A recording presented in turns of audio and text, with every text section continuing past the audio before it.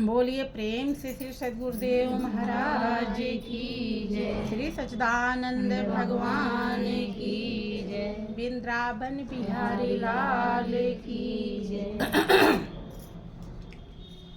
गुरु जी को कीजिए दंडवत, कोटि कोटि प्रणाम।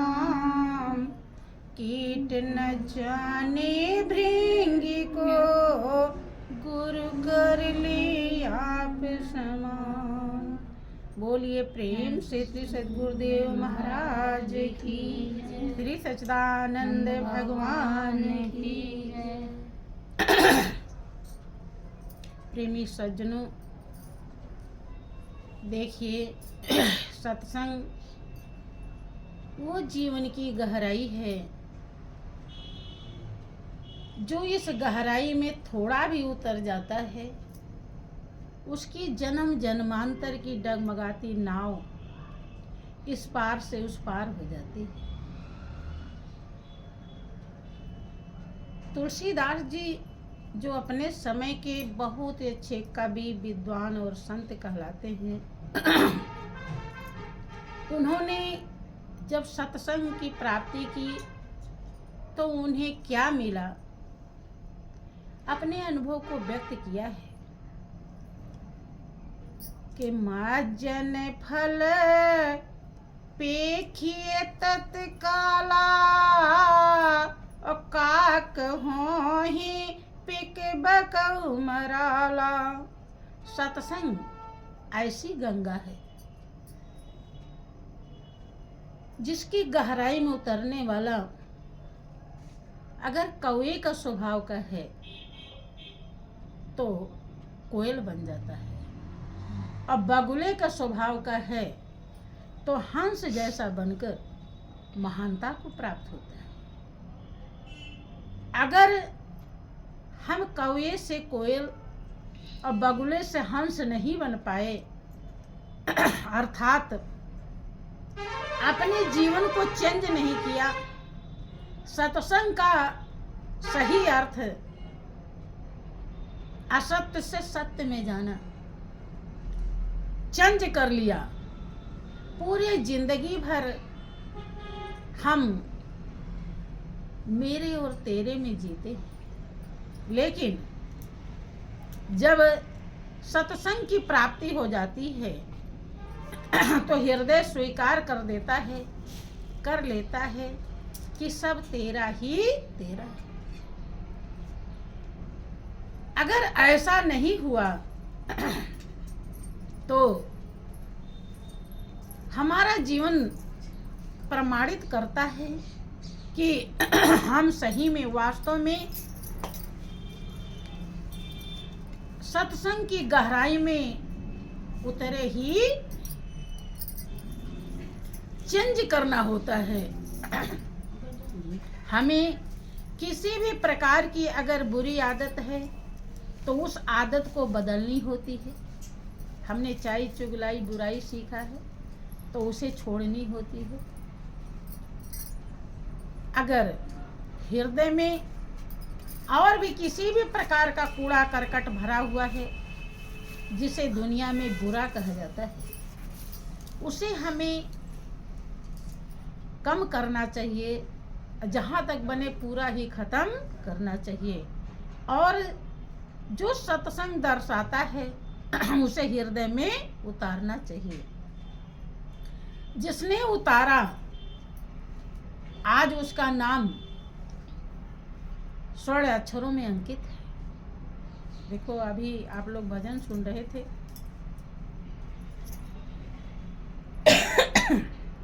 कि क्या सदा रहो अलमस्त भजन में, पी लेना शंकर।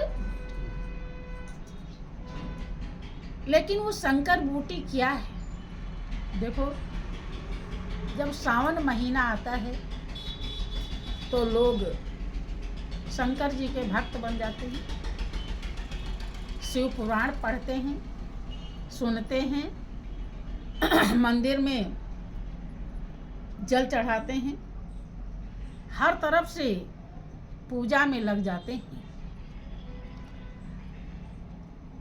लेकिन फिर भी कौए से कोयल वे नहीं बनते और बगुले से हंस। उनके जीवन में कोई चेंजिंग नहीं दिखाई पड़ता, कोई बदलाव नहीं दिखाई पड़ता। बदलाव कब आता है? जब हमें संत का संग होता है, तभी हम बदल पाते हैं। और संग क्या है?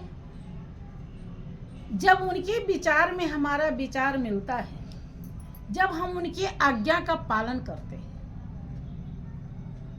यही है संग।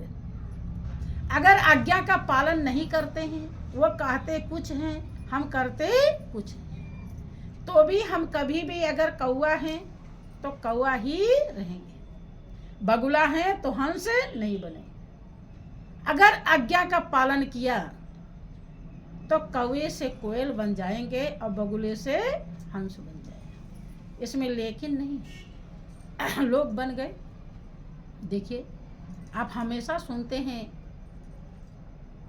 रत्नाकर डाकू की प्रसंग कहानी, बहुत बार सुना होगा। उनके लिए भी आपके रामायण में चौपाई है।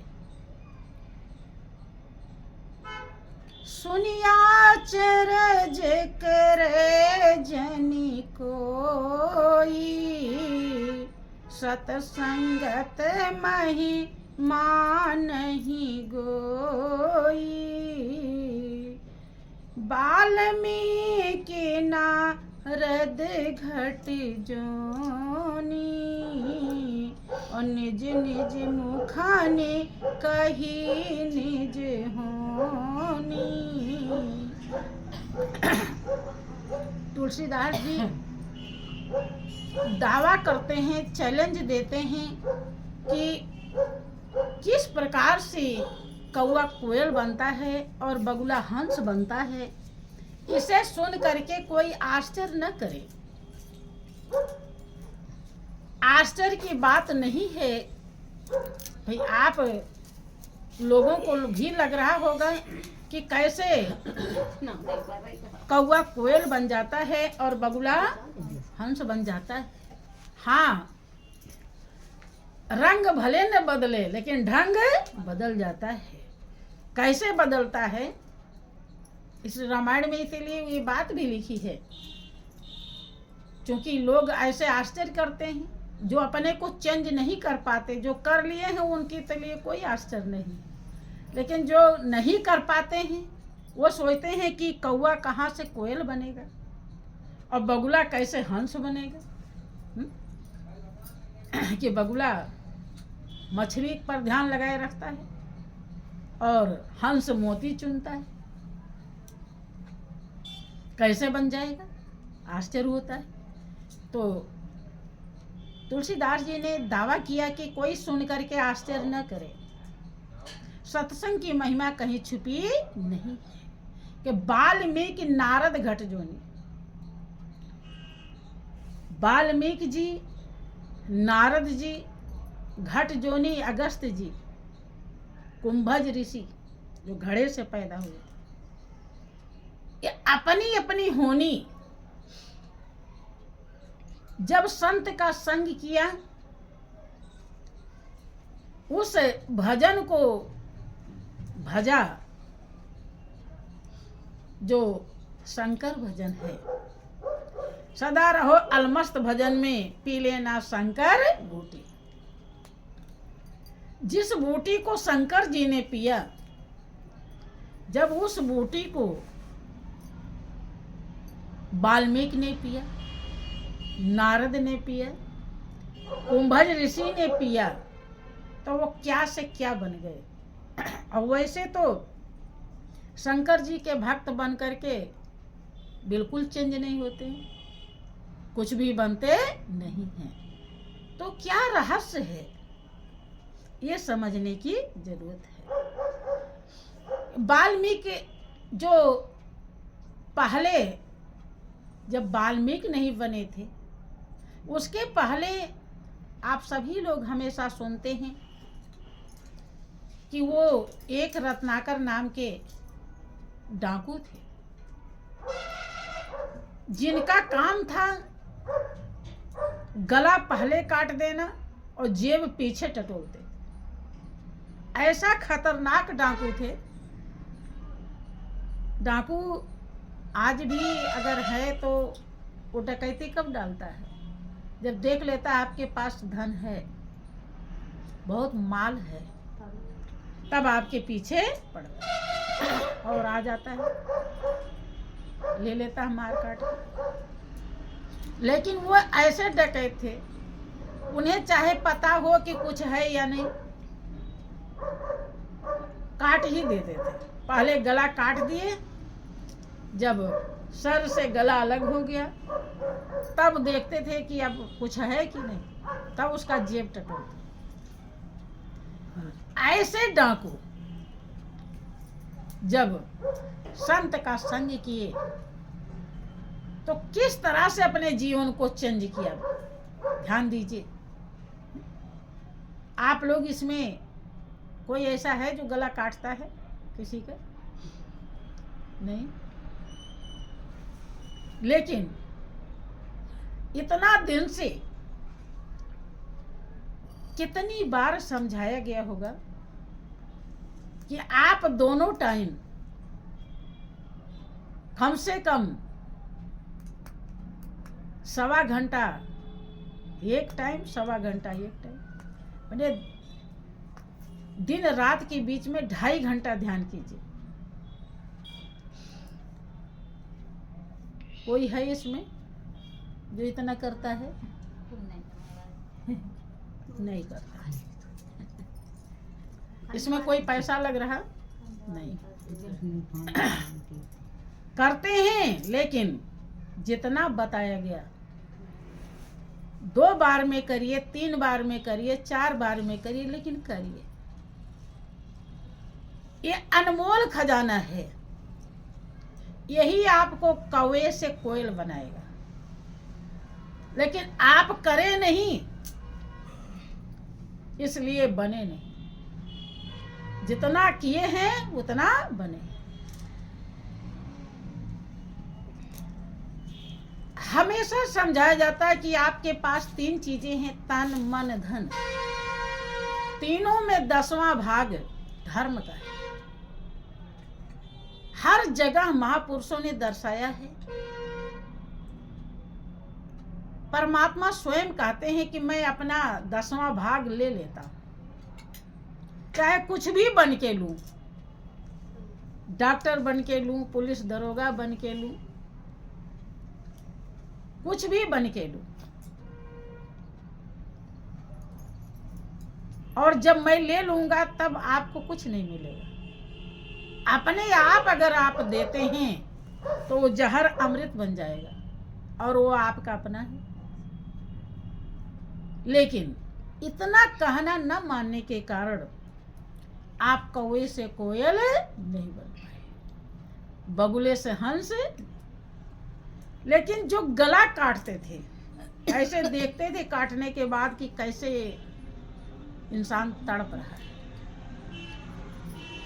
कि जब उन्हें संत मिले, नारद जी, आप लोग हमेशा प्रसंग सुनते रहते हैं कि जब उनके कल्याण का समय आया तो उधर से 7 ऋषियों के साथ नारद जी गुजर रहे थे।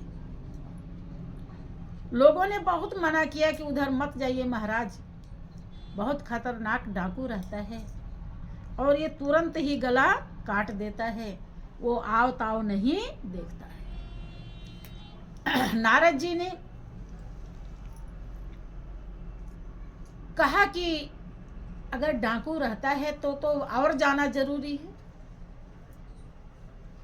वो अपना बहुत ज्यादा नुकसान कर रहा है, अपने जीवन के ध्येय और लक्ष्य को भूला हुआ है, पल पल अधर्म कमा रहा है। वहां पर जाना हमारा बहुत ही जरूरी है। अब लोग मना तो किए लेकिन वो नहीं माने, आ गए। नारद जी जब वहां पर आते हैं तो रत्नाकर डाकू देखते हैं कि कौन ऐसा है जिसको मौत का डर नहीं, जो निडर होकर के मेरे पास आ रहा है। वो फरसा लेकर दौड़ते हैं और कहते हैं कि ठहर जाओ। नारद जी कुछ नहीं बोलते, फिर चलते रहते हैं। फिर बहुत तेज डाकू के मुख से आवाज आती है कि ठहर जाओ, नहीं तो तुम्हारा अभी तुरंत ही गला कट जाएगा। नारद जी कहते हैं कि मैं तो कब के ठहर गया, रुक गया हूं। किससे? अधर्म से। मैंने अधर्म का रास्ता ही मैं भूल गया, रुका। लेकिन तुम कब रुकोगे? इस अधर्म से तुम कब ठहरोगे? अब रत्नाकर डाकू को और ज्यादा आश्चर्य होता है कि ये कौन है जो जवाब सवाल कर रहा है। मेरे सामने तो किसी को बोलने की भी हिम्मत नहीं हुआ, ये कैसे बोल रहे? लेकर फरसा दौड़े। नारद ने कहा कि देखो, तुम मुझे मार डालो, इसके पहले मेरे एक बात का जवाब दो, और फिर इसके बाद कुछ भी कर लेना।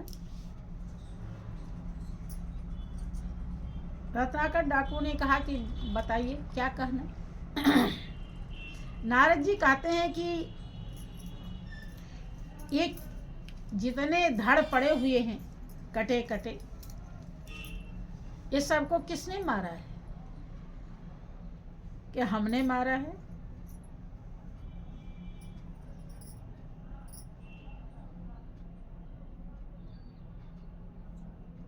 ये जिनको भी आपने मारा है, क्या इन्हें जिला भी सकते हो? किसी एक को जिला दोगे वो जिंदा हो जाएंगे? कि कौन सी मूर्खता वाली बात है कि जो मर गया वो जिंदा कैसे होगा? डाकू बोल रहा है। हाँ, रत्नाकर डाकू कह रहे हैं कि जो मर गया वो जिंदा कैसे होगा? क्या तो अगर जिंदा आप नहीं कर सकते तो आपके पास क्या ताकत है? जिंदा करते तो कोई ताकत, जिंदा नहीं कर सकते और मार दिया है तो आपको बहुत बड़ा पाप लगा हुआ है। इतना पाप लगा है जिसका कोई पारावार नहीं। और ये पाप आप किसके लिए कर रहे हैं? रत्नाकर डाकू सोचने लगे कि साधु महात्मा इन्हें पता नहीं घर गृहस्थी क्या होती है। कहने लगे कि आपको नहीं मालूम, हमारे बीबी हैं, बच्चे हैं, उनके लिए करते हैं। क्या तू उनसे कभी पूछा कि जो ये रात दिन पाप आप कमा रहे हो, क्या इसमें हिस्सा बटाएंगे? अच्छा, पूरा दिन बीत गया, कोई मिला नहीं, एक तुम ही मिले हो। अब सोच रहे हो कि बातों में फंसा दूं और फिर निकल जाऊं यहाँ से। मैं ऐसे किसी के बातों में आने वाला नहीं कि मैं पूछने जाऊं घर पे भाग जाओ और आप यहाँ से चलते बनो। नारद ने कहा कि नहीं, मैं कहीं नहीं जाऊंगा। आप हमको इस पेड़ में लताओं को तोड़ करके पेड़ से बांध दो, और जब आना तो खोलना। मैं बधा रहूंगी, मैं कहीं नहीं, लेकिन पूछने जाओ। देखो संत दूसरे के सुख के लिए सारे कष्ट उठाते हैं, लेकिन अगर किसी भी जीव को, प्रेमी भक्त को गले के नीचे बात उतर जाए कि इनका जीवन केवल हमारे लिए है, ऐसा समझने लायक हो जाए, तो उसी समय उसका बेड़ा पार हो जाए। वो उनके जीवन की सच्चाई को जैसे समझ पाएगा तो अपने हृदय में सच्चाई उतार लेगा, और सच्चाई उतारते ही उसका जीवन धन्य, कौवे से कोयल और बगुले से हंस बन जाएगा। लेकिन क्या होता है कि हम उनकी सच्चाई को समझ नहीं पाते और दाएं बाएं गलत अर्थ लगाते रहते कि ये तो ऐसे घूम रहे हैं, इन्हें लोग अच्छा सा खिलाते हैं, इनका तो बड़ा आनंद है। पता नहीं क्या क्या लोग कैसे कैसे अर्थ लगाते। इसी कारण से आप अच्छा नहीं बन पाते, क्योंकि आपके अंदर जब अच्छा भाव ही नहीं है तो अच्छा बनेंगे कैसे? वही बात रत्नाकर की रही। देखो वो तो उन्हें कितना अच्छा बनाना चाह रहे हैं, लेकिन वो उन्हें कितना बुरा समझ। अब बांध दिया पेड़ से लताओं को खींच करके और चले गए। जब चले तो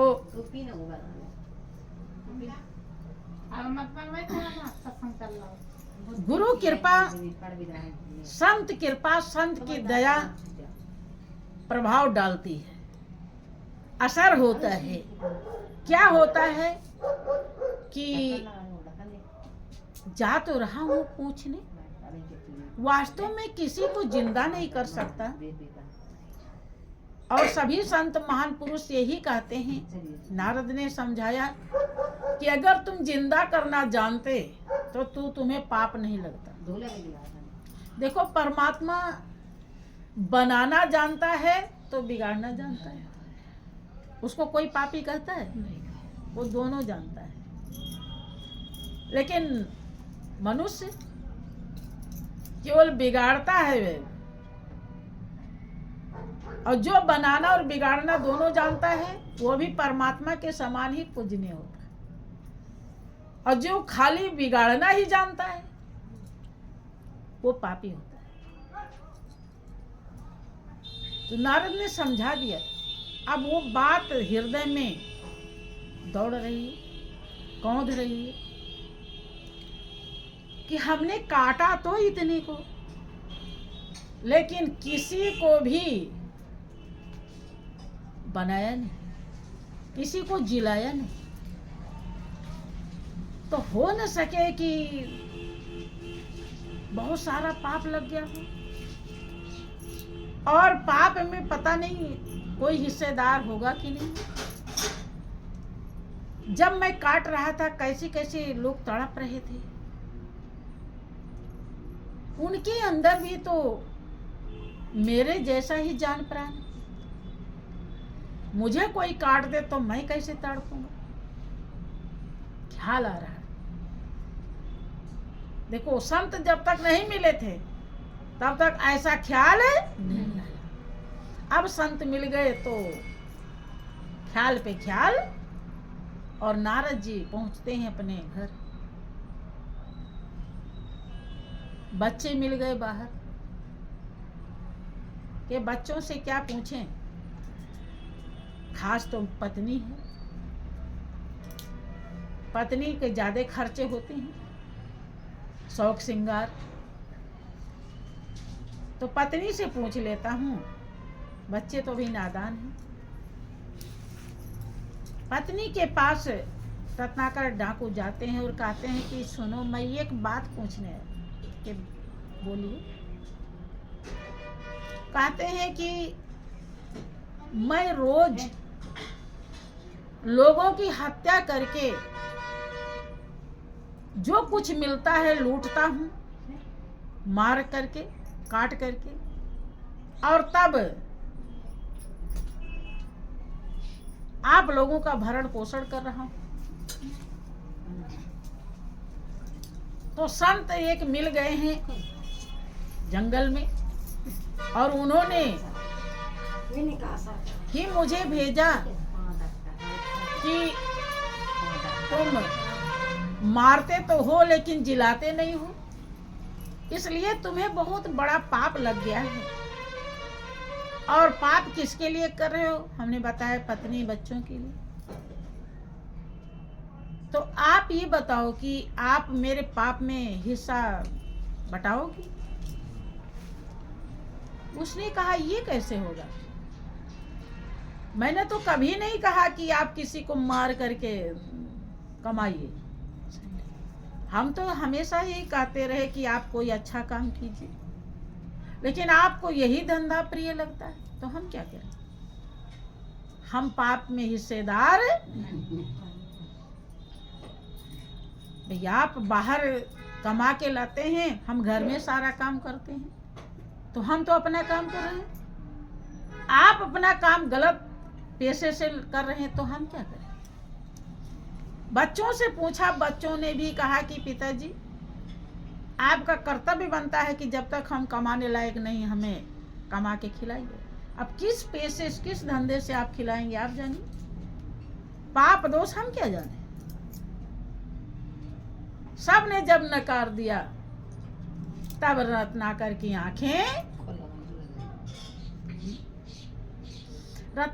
आंखें खुल जाती हैं और आंसू की धारा बहने लगी। जितना पाप नख से लेकर चोटी तक किया था सब दिखाई पड़ने लगा। देखो, संत की वाणी शब्द ऐसा भेद दिया कि हृदय देखने लायक बन गया। अपनी करनी अब तक कभी नहीं बना था। जब कभी हम विचार करते हैं कि देखो हमें उस संत ने कैसे समझाया, कैसे गुरुजी ने बात बताई, हमने नहीं की, तो हमारे समझिए कि पुण्य उदय हो जाते हैं, हृदय निर्मल हो रहा है। कम से कम इतना विचार करने लायक बन रहे हैं।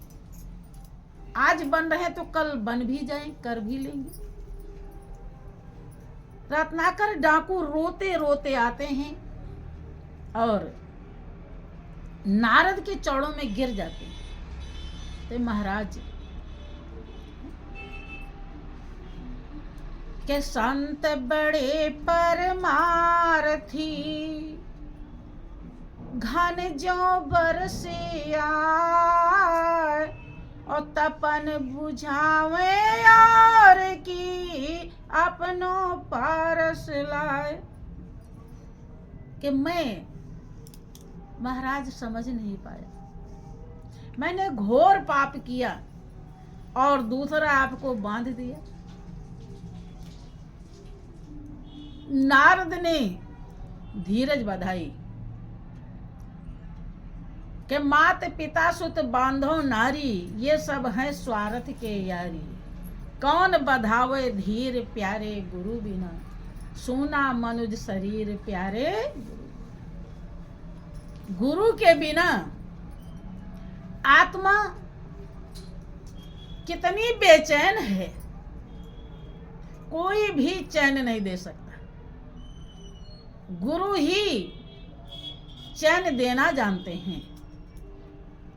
आत्मा में चैन कहां से आएगा, किससे आएगा और कब आएगा, ये गुरु ही जानते हैं। लेकिन उस चैन को वही प्राप्त कर पाता है जो उनकी आज्ञा का पालन करता है। नारद जी समझाते हैं कि रत्नाकर चिंता मत करो, अभी भी आप बहुत योग्य बन सकते हो, केवल अपने जीवन को चेंज कर लो। आप समझ लो कि दुनिया कितनी मतलबी है। जिनके लिए तुमने इतना जघन्य पाप किया, कोई पाप लेने के लिए तैयार नहीं। और उस मालिक को अगर एक बार याद कर लेते तो जन्म मरण के बंधन मुक्त हो। नारद जी के चरणों में रत्नाकर साष्टांग दंडवत प्रणाम करते हैं और अपने जीवन को सौंप देते हैं कि महाराज, मैं क्षमा करने योग्य नहीं हूं, लेकिन अगर आप क्षमाशील हैं तो कुछ बनता है तो मेरे जीवन को। वहीं पर रत्नाकर डाकू एकदम चेंज हो जाते हैं। नारद जी उन्हें ज्ञान देते हैं और ज्ञान दे करके चले जाते हैं। कहते हैं कि जब हम उठाएंगे तो उठना। रत्नाकर डाकू ध्यान में बैठ जाते हैं और नारद बहुत काफी दिन के बाद लौट के आते हैं। तब तक वो उठते, उनके ऊपर दीमकों ने बाबी बना दिया, घर बना लिया, इसीलिए उनका नाम वाल्मीकि। दिखाई नहीं पड़ रहे हैं कि कहाँ हैं। जब नारद लौटते हैं और ढूंढते हैं, जो बाबी को हटाया, तब निकले वाल्मीकि। आप लोग गला नहीं काटते हैं, लेकिन हमें तो लगता है कि उनसे भी ज्यादा बड़े डकैत हैं, हैं कि नहीं? ये कहानी से थोड़ी काम चलेगा, है? वो तो अपने जीवन को कितना महान बना लिए संत का संग पा करके। और आप लोग जब ध्यान दोनों टाइम जितना बताया जाता है, जिसमें पैसा नहीं लग रहा, कहीं आना नहीं, कहीं जाना नहीं, जब वो नहीं करते हो तो कहाँ चेंज कर रहे हो? अपने चेंज कर रहे हो? बताओ, विचार करो। करना चाहिए कि नहीं? आवाज से उन्हें तो नारद ने थोड़ी देर समझाया, यहाँ तो 10 साल से समझाया जा रहा है। क्यों? नहीं समझ, गलत कह रहे हैं? नहीं। फिर अब कह रहे हैं रत्नाकर डाकू नहीं है, उनसे कम डकैत हैं। और हमें तो लगता है उनसे भयंकर डकैत है। भाई, उन्होंने तो अपने जीवन को वाल्मीकि ऋषि, भगवान वाल्मीकि कहलाते हैं। और किसके गुरु हुए? माँ सीता के। आप लोग चेला ही नहीं बने, गुरु कब बनेंगे? बने, सही बात। विचार कीजिए। चेला जानते हैं किसे कहते हैं? चेला जो गुरु के अनुसार चलता है, गुरु की आज्ञा को मान के चलता है, उसे कहते हैं चेला। और जो गुरु के सीख को लेता है, जो गुरु सिखाते हैं, उसे कहते हैं शिष्य। सीख भी नहीं लेते, कहा जाता है कुछ करते हैं अपने मन मर्जी। जितना आप करने लायक हैं, जितना आप मानने लायक, उतना तो आपको मानना चाहिए, उसमें हेरा फेरी नहीं करनी चाहिए। तो आप सीख भी नहीं हैं। और रहा भक्त, भक्त होता जो एक पल के लिए मालिक से अलग ना हो, विभक्त ना हो, तो आप भक्त भी नहीं हैं। फिर कोशिश कीजिए अपने जीवन को चेंज करने के लिए। अगर ऐसा अवसर पाकर चेंज नहीं किया, क्या पता है आगे कैसा अवसर मिले, कैसा समय आए? कुछ पता है? पल में परलय होएगी, बहुरी करोगे का। इसलिए ज्यादा से ज्यादा जागने की कोशिश करें। बोलिए प्रेम से श्री सच्चिदानंद भगवान।